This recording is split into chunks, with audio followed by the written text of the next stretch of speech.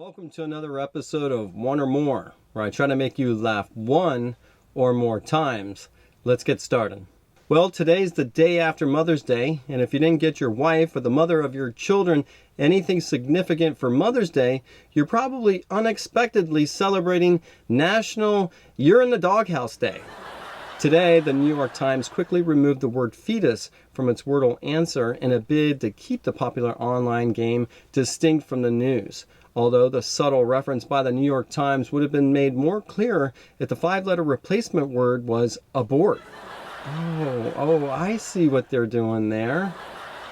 Over the weekend, casual racing fans couldn't believe that Formula One built a fake marina at their inaugural race in Miami. Although if you're a boater, then you know building a fake marina is still cheaper than all those marina fees.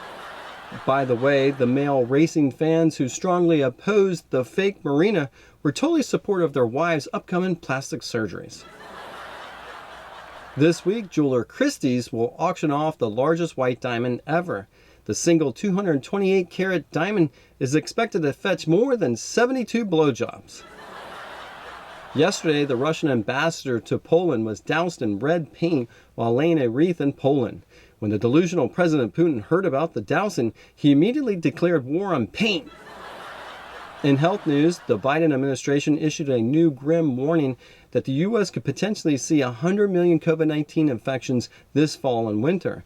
Meanwhile, virus Nostradamus Bill Gates reminded us we could see 100 million PC infections this month. In entertainment news, doctors warn well-endowed Pete Davidson may become more depressed as the war in Ukraine continues. That's right.